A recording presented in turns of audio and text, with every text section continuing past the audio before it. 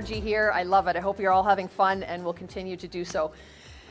I was practicing backstage. Sorry about that. Our next speaker, Cara Fullerton, is a TV reporter and an anchor at Global Television. She's been in the TV news industry since 2000 after leaving a career in IT. Cara has a passion for fitness and she's competed in a handful of bodybuilding competitions. She's also a certified personal trainer and group fitness instructor and the creator of Calgary's Fit and Fierce Boot Camp.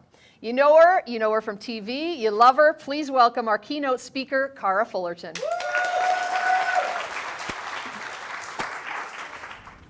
All right, so a little bit about my fitness journey. That's me.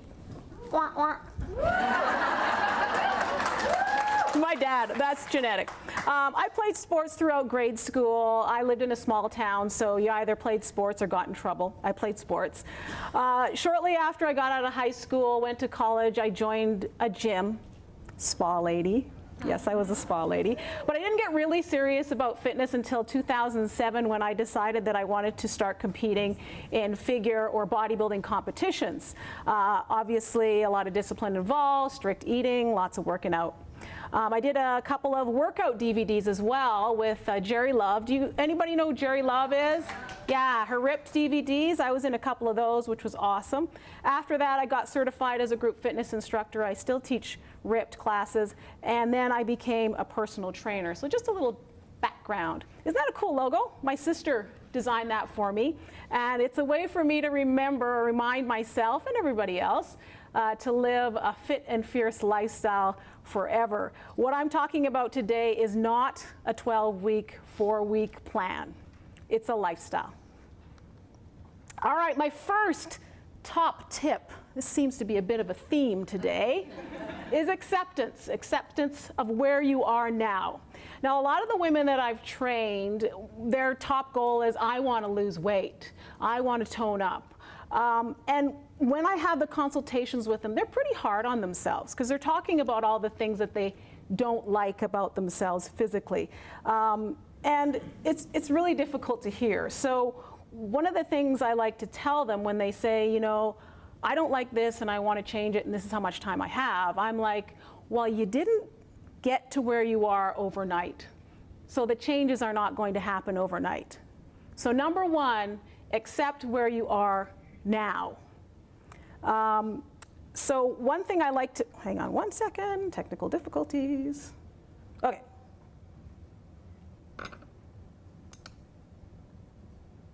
Okay. Accept where you are now and be nicer to yourself. Okay, how many of you, when you get a compliment, you kind of come up with something else to twist it? Like, oh, you look really nice in that dress. Yeah, well, it's covering my thighs. Thank you. Or what a cute hat. Well, I'm having a bad hair day. Right? We do that, right? So I challenge you, next time you get a compliment from somebody, just say thank you and smile. Huh? And a little bit of homework for you today, and Ricochet talked about this, is every day pick one thing you like about yourself. Doesn't have to be physical. Pick anything. I'm a great writer. I speak well. I know how to work a room. I really like the outfit I chose today. Pick one thing and own it, right? Own it, move on, love yourself. You're going to find a lot of other things you're going to love. All right, how many of you can relate to this? Yeah. My second tip today is get sleep. Get good sleep. How many of you get less than 6 hours of sleep a night? Oh boy. Okay. It's not bad, actually. The standard is to get at least 6 hours of sleep a night, but everybody is different. So some of the benefits of sleep, hang on one second, I'm just trying to figure something out here. Sandy, are you close by? Some of the benefits of sleep, of course, recovery and healing, memory, and it also reduces your risk of an accident. How do I scroll down here? Don't really know. Oh, there you go. 2 fingers. Oh, okay, good. Sorry about that. Okay. Benefits of sleep, obviously necessary for recovery and healing, memory, reduces your risk of an accident, right? Head nodding as you're driving down the Deerfoot. So let's talk about a little bit of science. Not enough sleep means that your body fat will increase and you will release a hormone called ghrelin. Anybody heard of this hormone? This hormone stimulates hunger. It weakens your immune system. It causes high blood pressure. You see the importance of sleep? Now, if you do get enough good sleep, your body will release a hormone called leptin. Are you guys writing notes? There's going to be a test on this after. This hormone regulates your appetite and metabolism. So that's a little bit of science, okay? Now, we all know sometimes it's difficult to get to bed on time or whatever, but start small.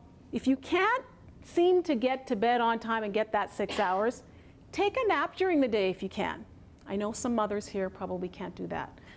Sorry, I don't have kids, but I hear it, I understand. 20 minutes is a good nap. 20 minutes of sleep is a good nap. Some of the other things you can do: leave your smartphones and tablets in another room when you go to bed. Don't bring them in your bedroom. You might be tempted to pick up that phone when you wake up in the middle of the night and see who sent you a text. Or you might sleep text, which can be dangerous. Yeah, I've heard of people doing that. It's interesting. Some people say, well, I use my smartphone for an alarm clock. Get an old-fashioned alarm clock, use that instead. It's just too tempting to have those devices in your room. You need to be sleeping. Start a ritual before bed, whether that's reading a calming book, having some tea, a warm bath, and do that regularly so you're telling your body, okay, I'm getting ready to rest now. If you do that every day, then your body will be ready. Another thing to consider, and you may want to talk to your doctor about this, is melatonin. You've probably heard your body produces melatonin and it helps you sleep. Well, as you get older, your body produces less melatonin. So there are supplements now that you can get that you take, let's say, half an hour before bed, that will help you sleep. As you get older, I know I'm at that stage now where I am taking melatonin every night, despite the fact that I get up so early. So just something to think about when it comes to getting sleep. Okay? All right.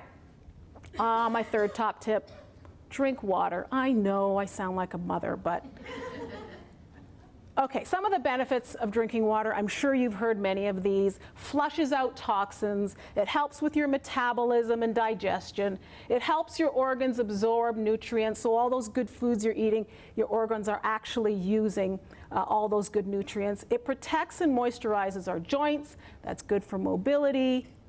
But most important of all, I'm sorry I have to bring this up, but it helps you poop. Right? We like to laugh about that. I do. It's funny. But really, that is so important. You should be doing it at least once a day. Okay, we're going to talk a little bit about that later. That is a whole completely other seminar workshop. I don't want to get into it, but that is key with water. Now, it's recommended, everybody's different. It's recommended that active people drink 3 to 4 liters of water. You've probably heard 8 glasses a day. It depends on a lot of factors. There are a lot of factors that will affect your hydration. What you eat, how much you sweat, tons of factors. So it's not a hard, fast rule, 2 liters, 3 liters, 4 liters. One of the things that I like to use, my rule of thumb is, sorry, I had to bring up pee now. Your pee should be a pale yellow. That's when you know you're drinking enough water for your body. And yes, once you start drinking more water, you're going to pee a lot. But eventually your body will get used to that if you're consistent with your water intake, and then your organs will start using all that water in your body. Okay, and all those coffee drinkers out there, let me hear ya.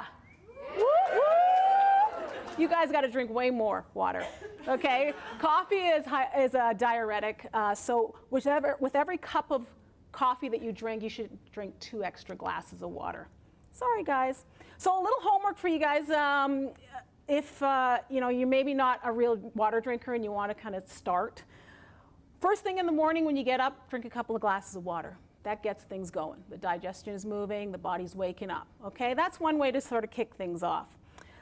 Set a reminder on your smartphone every hour to remind you to have a drink of water. Glass of water or whatever. Some people forget, they're working, they're at their desk or whatever, and they forget to drink water. Set a reminder every hour. Anybody really like the taste of water? Oh, that's great. Good. You want a little pick-me-up? Throw some cucumbers in there, some lemon, mint. Actually, lemon and mint together is awesome.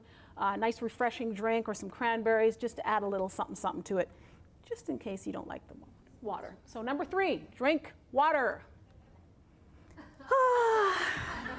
There's a little rodent. I don't even know what kind of rodent it is, but he likes ice cream sandwiches, and so do I. And that's okay. We'll talk about the little treats and stuff after. But really work on a balanced nutrition. This is a little bit complicated, but I'm going to simplify things for you. First of all, balanced meal. What is that? It's proteins, healthy carbohydrates, and healthy fats, and tons of fruits and vegetables. Okay? That's easy enough. Some things to keep in mind, portion sizes, obviously. So just to give you an idea for portion sizes, let's say you had a regular size plate, okay? A quarter of that plate protein, a quarter of that plate healthy carbohydrates, and then the other half is full of fruits or vegetables or whatever, right? Fruits and vegetables, fruits and or vegetables. So that's kind of a rule of thumb. So people freak out over carbs. Eat them, okay? They're okay for you. They're okay. Yes, thank you, Rika. Carbs rock. No, they're really good. Obviously, you think of portion sizes and the types of carbs you eat, but they're so good. They give you energy and brain function. I mean, you need them to function, right? So eat your carbs. Some ideas: brown rice, yams, sweet potatoes, quinoa, white rice, who cares? Potatoes. It's all good stuff, okay? Eat them. Brain function, energy. Fat. Eat it. Eat the healthy stuff. It's good for you. Yes, it's good for you. Skin, hair, we live in a very, very dry climate. Eat that stuff. It'll help your skin. It'll help your hair. It insulates and protects your organs. Good stuff. Regulates body temperature. Hormone balance, okay? Can I hear an amen? Amen. Thank you. And good bowel movements as well. Very key. Seriously, it could be a whole other. Some ideas: nuts. We all love nuts. Eat nuts. Avocado, fish, coconut oil. You can use coconut oil instead of butter. I have a quarter of an avocado in my protein shake every morning. It's good stuff. Okay, so rule of thumb with food, because this can be complicated. I go by the 80-20 rule. Anybody heard of the 80-20 rule? Yes. 80% you eat those foods, those healthy foods that fuel your body, give your body the fuel and nutrients that it needs. 20%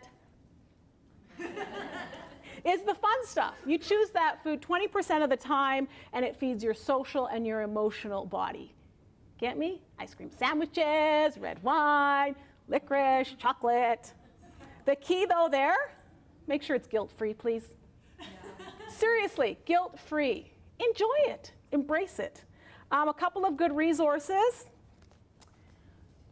Toscarino's Eat Clean Diet, very good book. I can tell you about that a little bit later. Another one by a local holistic nutritionist, Andrea Thatcher, in one end and out the other. I'm pretty sure she talks a little bit about poop in there too. Just saying. All right, this is the most difficult of all the tips. Reducing stress. Have a read. We all have stress. We all deal with it in a different way, or don't deal with it. A little bit of science here. What it does to your body: increases cortisol, suppresses the immune system. That's why so many people get sick when they're in stressful situations in their lives. It also eats away at muscle and disrupts your digestion. We all have that nervous stomach sometimes when we're under pressure or stressed out. That's what stress is doing to you. A little bit of homework for you to help with reducing stress. Listen to your body. Ask yourself, how do you feel physically when you're stressed out? Identify those areas in your life that cause you stress, and do your best to change them, one by one. Now, I'm not a psychologist. Stress can come in so many different forms.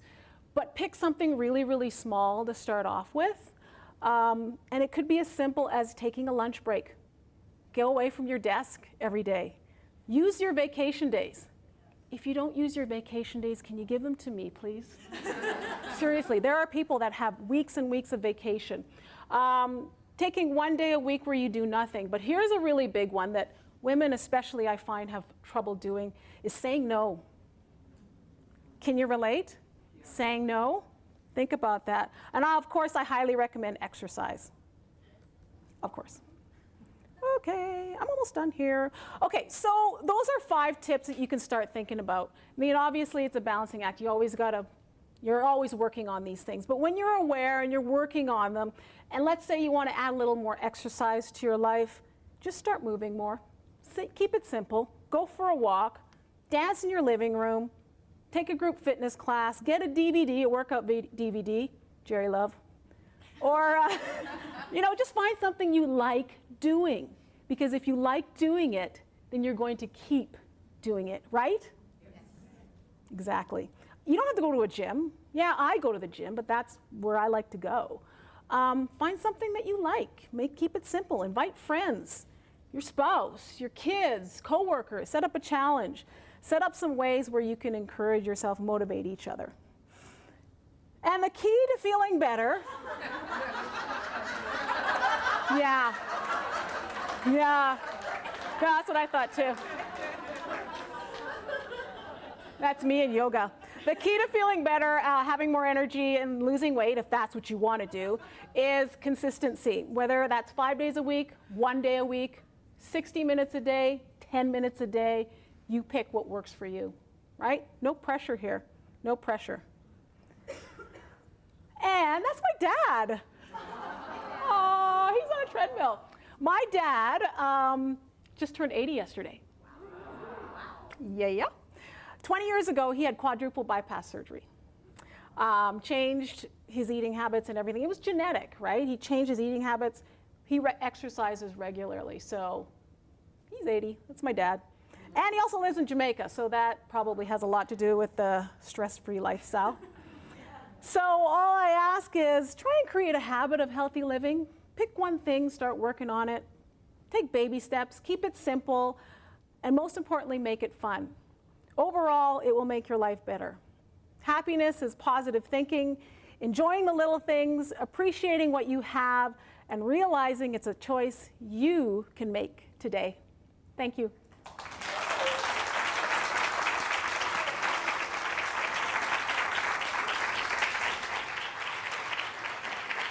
Thank you, Cara. It's kind of nice to learn a little bit about the person that you see on TV every day, that she's actually a human being, isn't she? She has things about her that are just like you and I. She loves going to the gym, just like you and I. Make sure you watch her on Global tomorrow morning. Our next speaker, her name is Karen Turner, and she asks a few questions. For example, does your desk look like a disaster? Is your mind constantly racing from idea to idea? Do you feel like you're always one step behind? Oh my God, that's my life. You need to become more efficient, effective, and organized. You need Turner Efficiencies, proven methods to help calm your overflowing inbox and improve your BlackBerry work habits, resulting in saved time, increased productivity, and profitability. We could all use some of that. Reduce stress and a better work-life balance. Let's find out more. Please welcome Karen Turner. Thank you. Thank you very much. Can you hear me back there? Yes? Great. So I may be asking you questions, and if you can raise your hand, that would be helpful, because then I can at least see what's going on. And for the people in the dark area, then I'll just assume that you raised your hands and that you're in on whatever vote I'm asking about. I wanted to speak a little bit today. Sandy asked me to speak to you about a question I asked her a number of years ago, and she reminded me just recently about it. And she said to me, do you remember when you said to me, do you realize that Owen's 8 and you have about 10 or 12 more Christmases with him? So that was pretty amazing that she related that back to me. And what I want you to realize is you don't have a lot of time, but you can choose to take the little bits that you're losing, clump them together, and do some of the things you really love. So that's what we're going to talk about today. Some things are work-related, some things are business-related, some things are home-related. I hope they help you. When you leave, you'll find a sheet out on the table. If you'd like to take that, that would be great. And the other thing you're going to see is a card. I would like you to put that card on your fridge and your front door. Take a bunch of them. Put one by your desk. And I want you to put a picture of what you really want along with this message. So you're going to choose from now on to only handle it once, and that means move things one step forward. I'm not expecting the whole job. Just like eating a meal, you eat one bite at a time. If you can start thinking of things one bite at a time, one step closer. It's really demoralizing for me when I put a project on my list and it's 8 hours. I'm just not going to get to it. But if I put 10 minutes that I have to write one little email, it seems to get done. So tackle, task, toss, and transfer, only handle it once. So what I want you to imagine is drawing a number of triangles. So just, kind of on your pant leg. Don't touch the pant leg.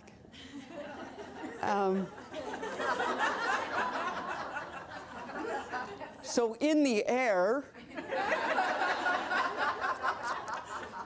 I want you to draw as many triangles as quickly as you can. So imagine holding a pen and I'm going to say, on your mark, get set, go. 5, 4, 3, 2, 1. You probably, if you're like my customers, you get maybe 10, 12. I'll bet you not too many of you thought 2 parallel lines and the pen up and down. This is way faster. So what I want you to think about is what you're doing on a daily basis is the individual triangles. If you can compress them, don't touch the podium.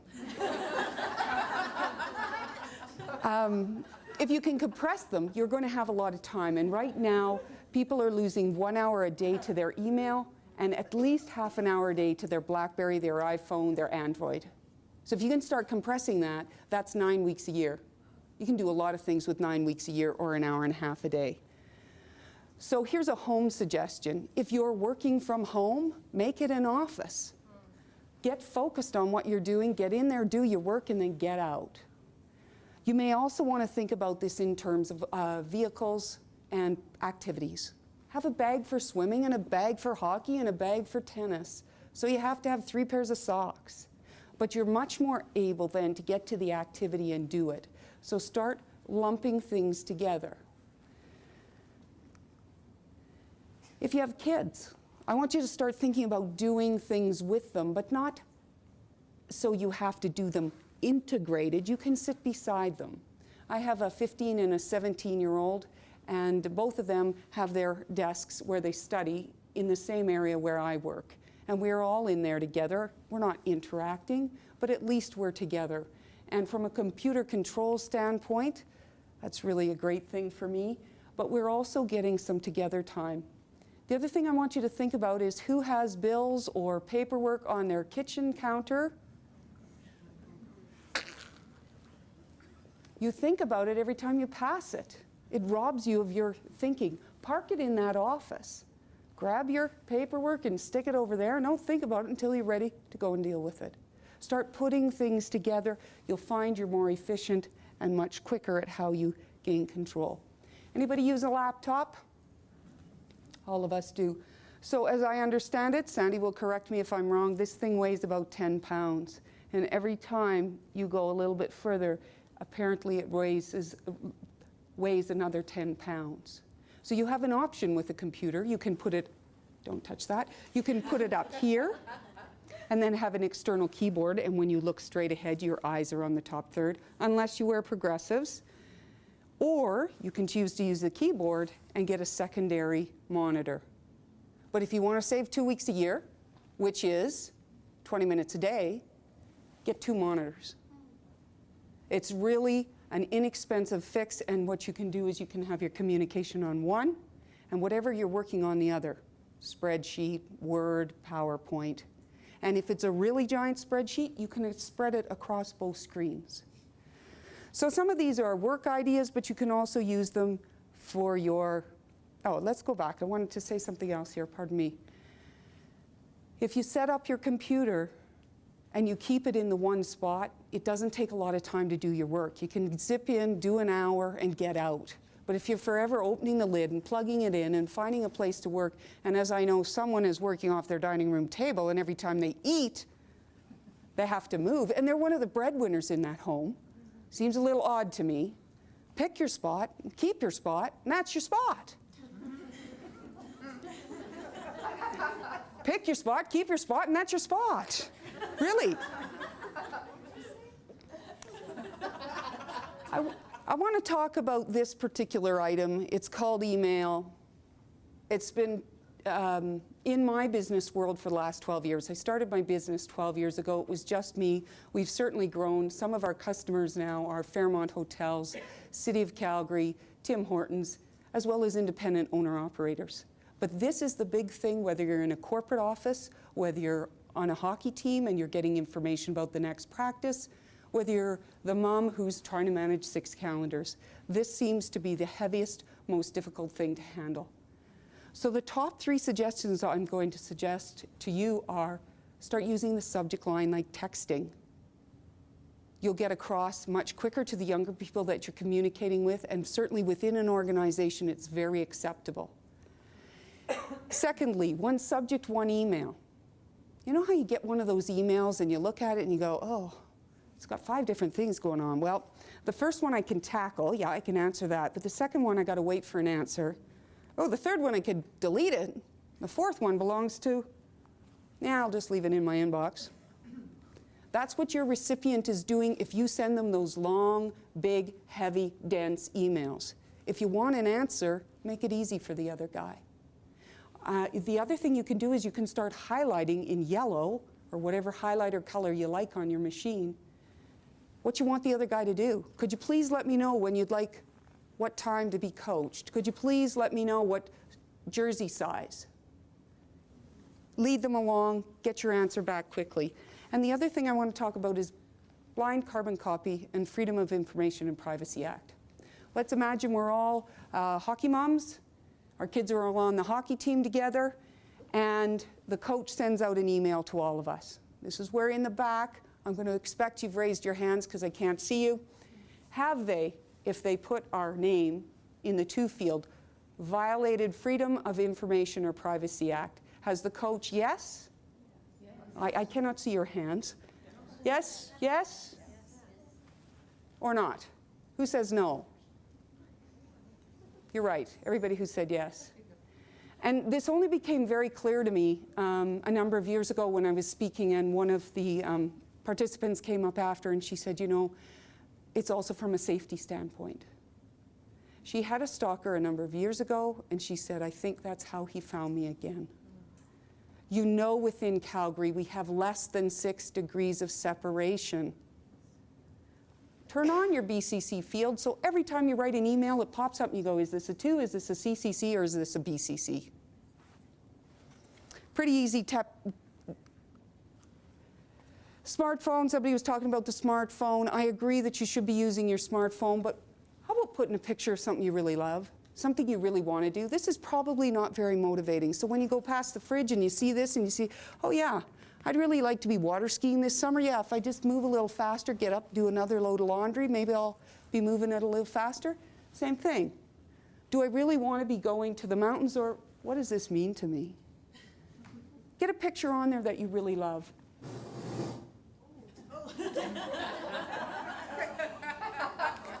I don't ever want to come here to this theater or this podium again. Don't invite me, thank you. I want you to think about making it really easy. So when you first started to drive, I suspect you were concerned about the steering and the brake, not the cruise and the air conditioning, yes? Strip things down and make them really easy. We're looking at steering and brake. Get rid of all the extra icons that you don't use. You'll notice along the bottom there's those dots, 3 of them. That means there's 3 screens. If you have more than 3 screens that you're using for your smartphone, perhaps you need to do some consolidation.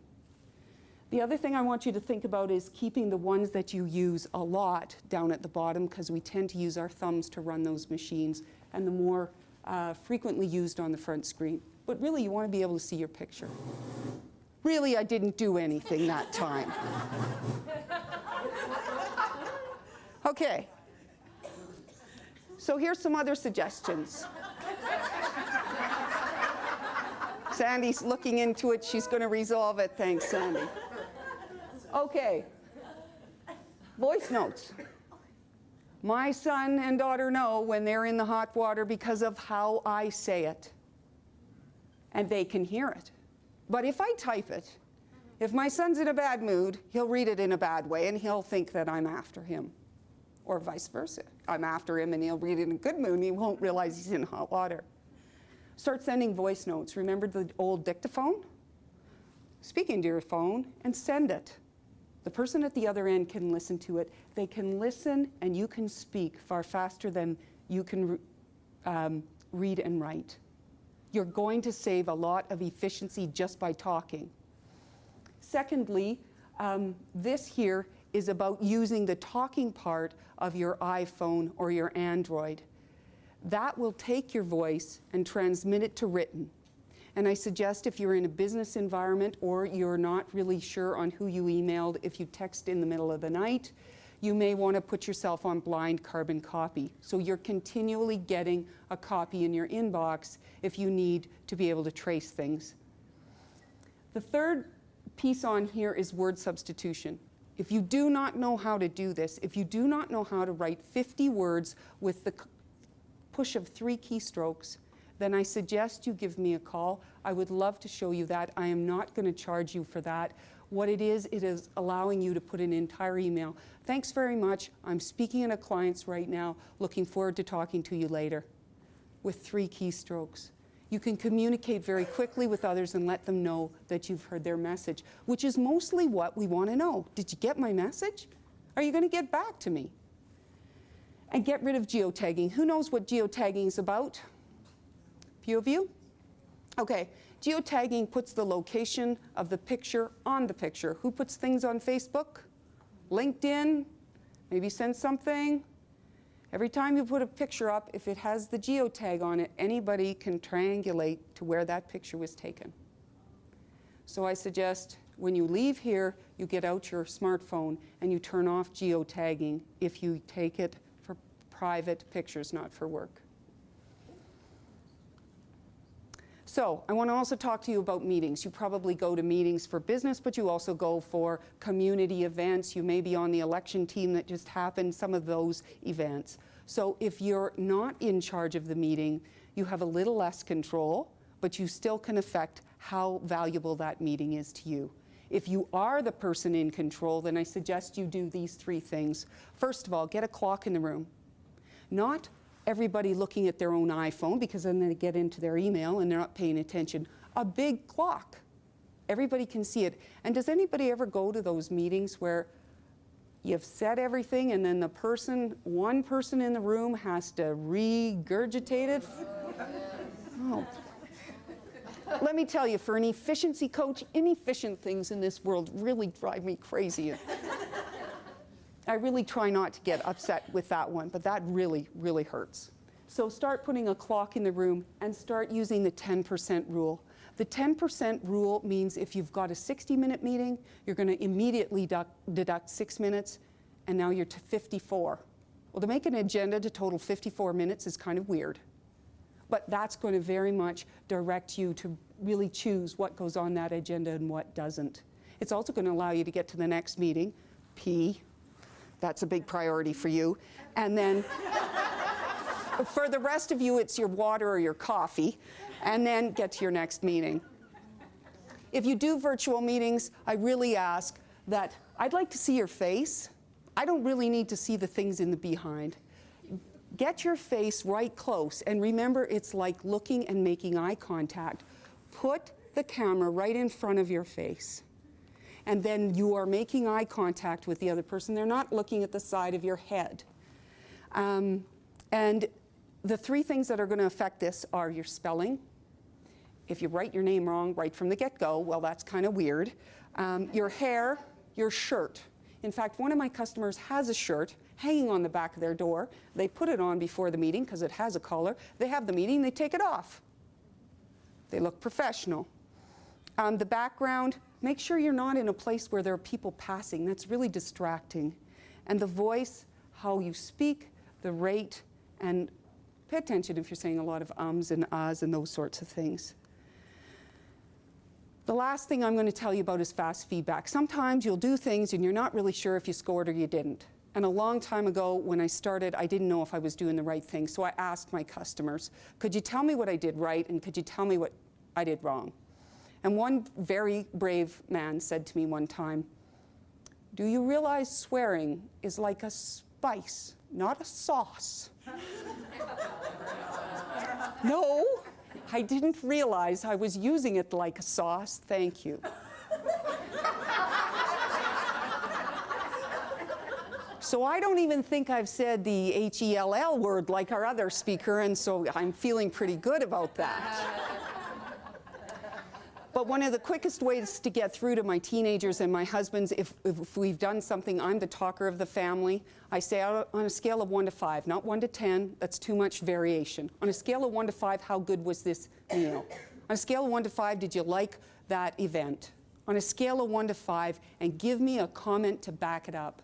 That's a question I always ask my customers because they're able to say it was a 2, and the reason it was a 2 was you kept bumping into that and it kept making an irritating noise. So there's various ways you can use this if you're running meetings anywhere in your life you can imagine. This is the picture. If you came to our home, you would see it splattered everywhere. This is a place on the West Coast, and when I started my business, I did not go there. And I've been going there since I was 9. I've been going there since the hippies were there and didn't wear any clothes. But there was a time in my life when I first started working, I couldn't go there. And now I go 5 weeks every summer. But it's because I keep compressing the time within the triangles and squishing it together. To take 5 weeks off and go water ski out there is what drives me and really makes me want to change. So put your picture up, get it in front of you, get it on your smartphone, and when you leave, grab as many as you like, plaster them around, and put your picture here. I hope this is helpful. Have a great day.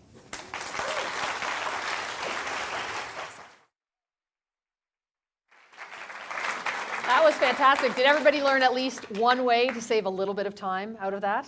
I think most definitely. That's crazy. I want to know, though, where the hell do you buy a clock? Nobody owns a clock. I don't think people even sell clocks anymore. And geotagging, if anybody knows where that is on my phone, can you please tell me at the end, because I can't even make a call. I don't know what the hell to do with my phone. I'm certainly not going to find geotagging. Uh-oh, Lisa, I said hell twice. Okay. All right, we are going to move on to our 6th presenter of the evening, and I guarantee that she will amuse you, and you will definitely learn a whole lot of information that you hopefully will never have to use, but you will be glad that it's in your back pocket if you do. Lynn McDonald, in her spare time, is a police officer. She knows of what she speaks. She knows how important it is to empower women to keep themselves safe, which is why she's part of the company Safe and Sound. They have one mission: to make the world a safer place. Please welcome Lynn McDonald.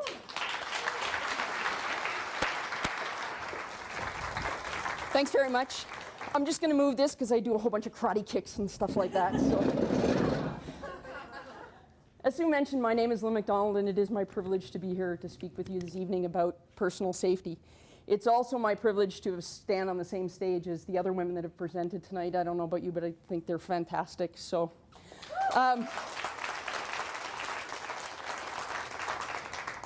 As Sue mentioned, this is my part-time job working for a company called Safe and Sound. I've been doing it for about 8 years, and we're a safety training consulting company.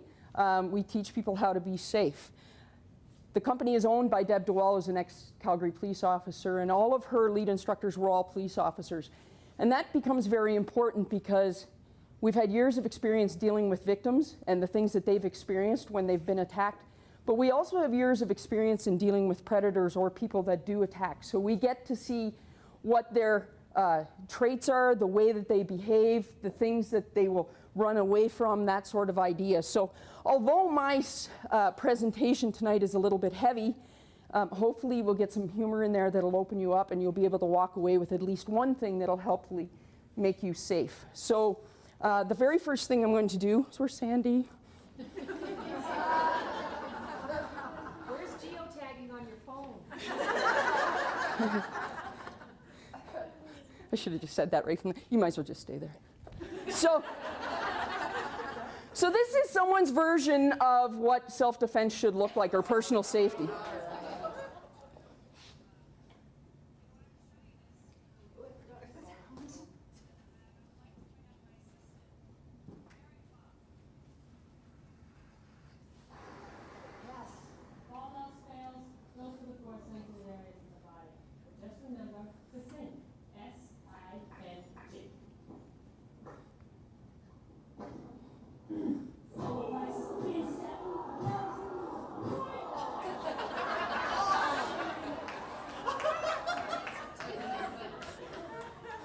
All right, I was going to wear that outfit, but after watching the burlesque lady, I'm kind of glad I didn't. There's no way I can compete with that. I'm just saying. Stuff shakes, but it doesn't look like that. So, the first thing I'm going to ask is, why do people attack? And there's just a gamut of reasons of why people attack, whether it's mental health issues, drug and alcohol addiction, domestic violence, or they're simply a predator. We don't care why they attack. That isn't important to us. What's important to us is interfering their brain process and what they are planning to do and stopping that attack and getting away. That's it. That's solely what we want to do. So, we believe there are 4 keys to personal safety. The first one, be aware. That's being aware of yourself, but also being aware of your environment. Have you had a long day? Do you want to Velcro your kids to the wall because they're driving you crazy? What is it about your day or the experience that you're having that's causing you to be distracted so that you can't see what a potential threat may be out there for you? Next, it's be aware of your environment. No offense to fitness people, but when you tell people to park in the back corner of a parking lot and get those few extra steps, please stop doing that. There's a reason why people get attacked in the back of parking lots.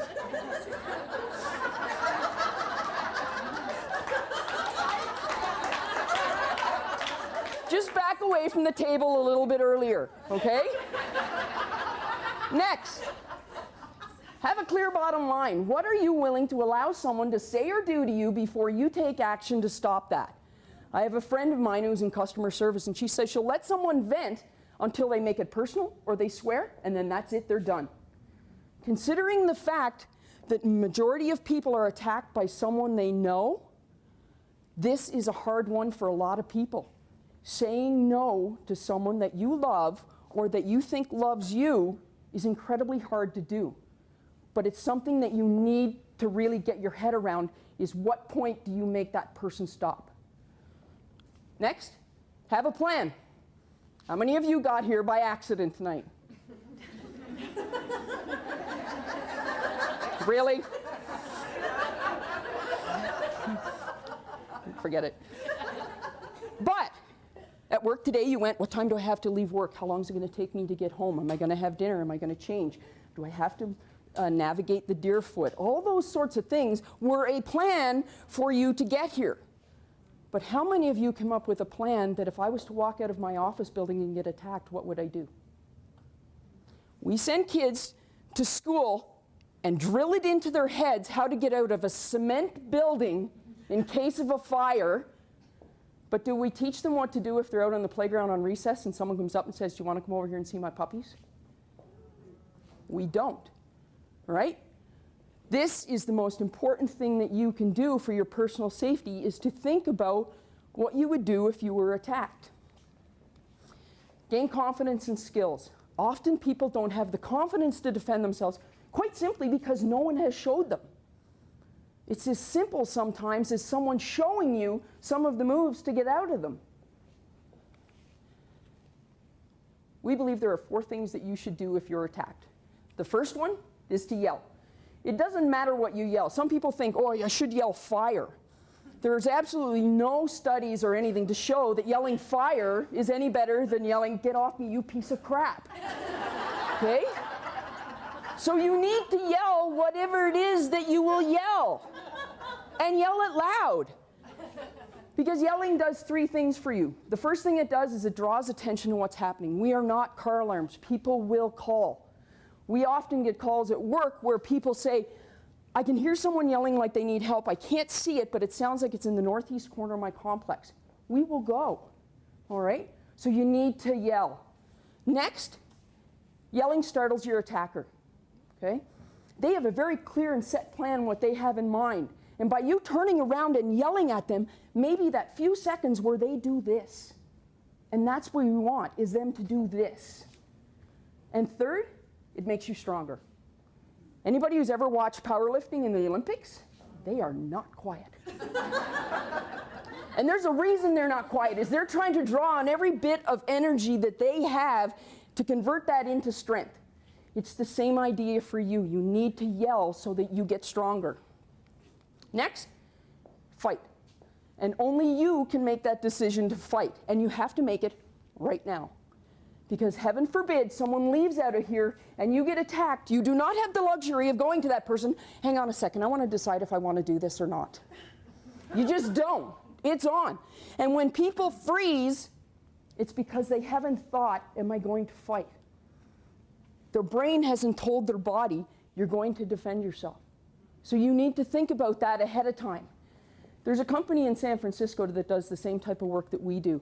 And they went back and they pulled in 50 people that had taken their course but had gotten attacked. Out of that, 37 of them either stunned or knocked out the assailant within the first 5 seconds of the fight. 11 fought back and got away, and out of it, 2 got injured. 2. That's a pretty good stat to say to fight back, but it has to be your decision. I know what I'm doing. I'm going to fight. All right? Is there a chance you could get hurt?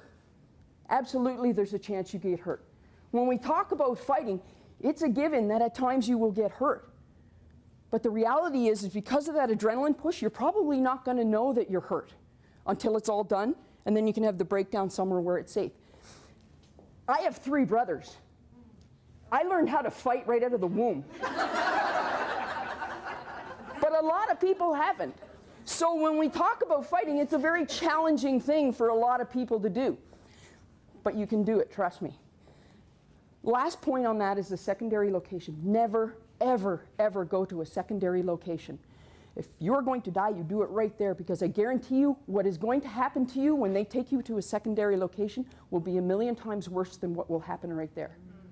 All you have to do is watch American news and watch them interview somebody that's been living in a box under someone's bed for the past 18 years.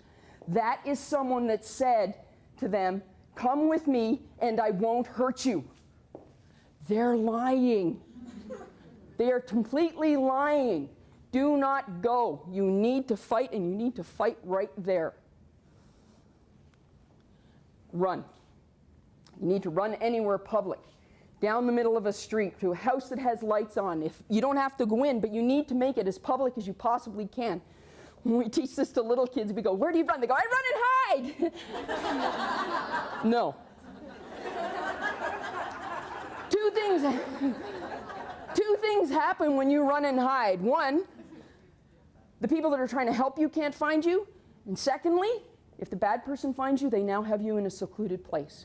So make it as public as you can possibly make it. Avoid alleys, open fields. Kyra might be able to run them. I know I can't.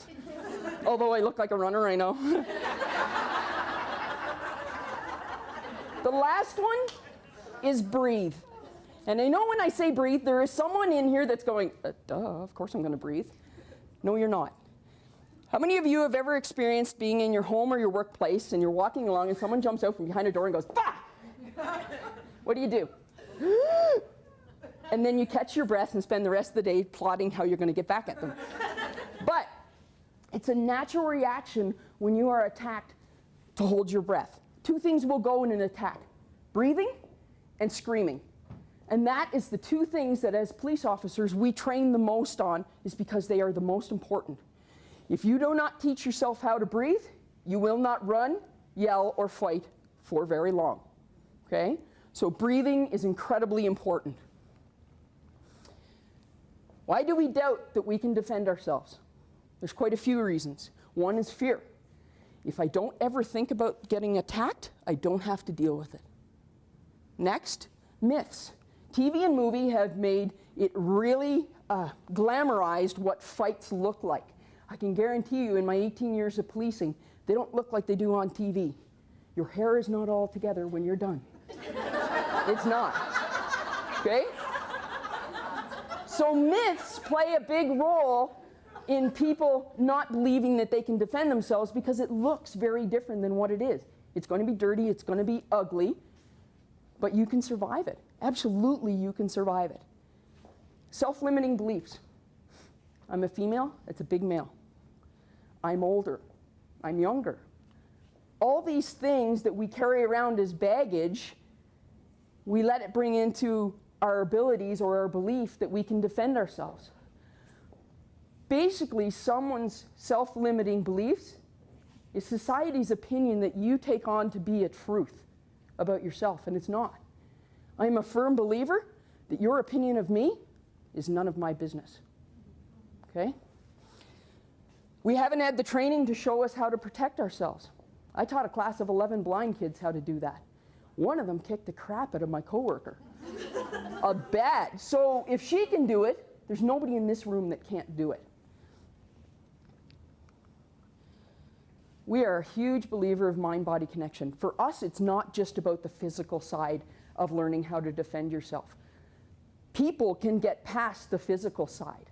Oftentimes, the biggest barrier for us when teaching people is the mental side, is trying to convince that person or trying to show that person, teach them that their brain can tell their body what to do. Okay? Physically, your body can do whatever your mind sets it to. Your body's like a thermostat. If you set it at 21, it'll go to 21. But if you set it at 16, it's going to go to 16. Our mission is to set it at 21 and then teach your brain to tell your body to perform at 21.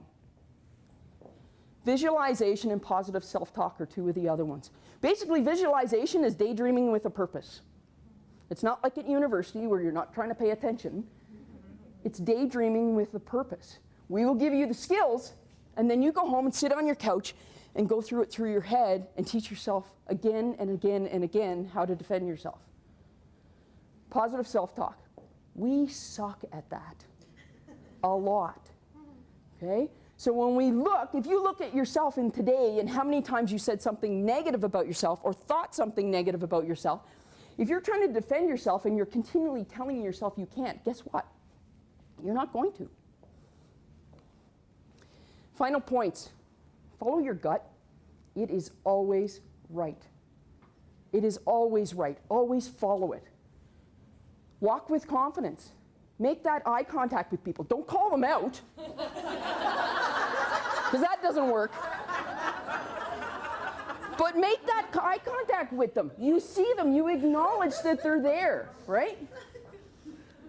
Headphones. If you wear headphones, take one out. It gives you the ability to enjoy your music and drown out a little bit of your gasping for air while you're jogging. But the other ear, it shows that person, okay, they're enjoying their music, but they're also kind of switched on because they've got one ear free, which means they're looking for trouble. So take that out. It gives that perception that person's going to be too much work because they're switched on. You've heard this before, fake it till you make it. If you ever meet a police officer who tells you they are not scared in their career, they are lying. Absolutely lying. You cannot do the job that we do and not be scared. Having said that, we still have a job to do. If you are attacked, you have a job to do, and the job is to end that. And you can have that breakdown later on and let all that fear and everything else deal with it then, but at that moment you have to fake you are not scared so you can deal with it. Get offended. How dare someone do something to my body that I never gave them permission to do? Right? This is yours. And unless you invite someone in for it, get offended when someone wants to do something to it that you didn't agree to.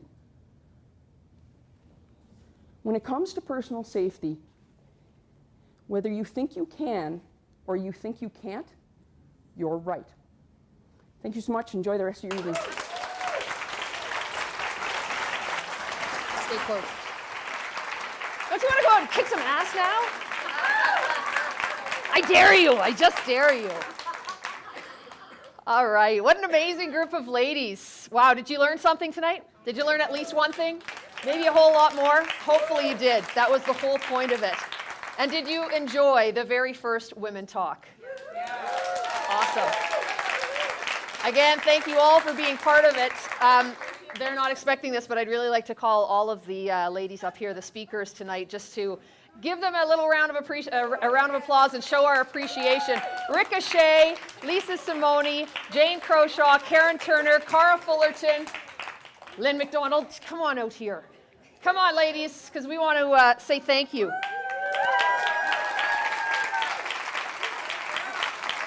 Thank you all for what you taught us tonight. Thank you for sharing. Take a bow. You deserve it.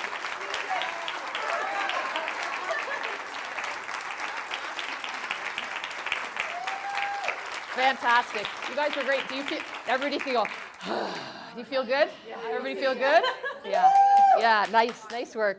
Did you see that it was a very difficult night for some of these ladies? I mean, these are not, your typical public speakers, right? So it just proves that you guys can get up and do it too. Everybody has a story. Everybody's got a lesson. Everybody's got something that they can teach. So thank you guys, all of you, very much for doing that tonight. I know it was a little difficult, but so much fun, and you taught us all amazing things. I'd also like to introduce you to the ladies who made tonight happen. They are the Women Talk Board of Directors. And they include, beat it now, you punks, get out of here. The board of directors, Sandy Connery, Mylène Hoff, Jane Croshaw, you can come back out, Jane, come on now. Angie Moyd and Bridget Lessard, come on out, ladies.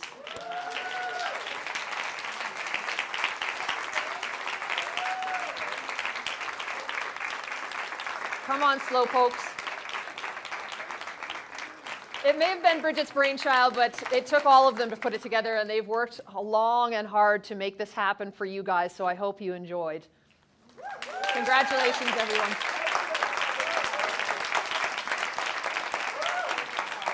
And finally, thank you all for being here. Please like our Facebook page, facebook.com/womentalk, and you will be able to get all the details for our next upcoming events. Drive safely. Good night. Thank you all for being here.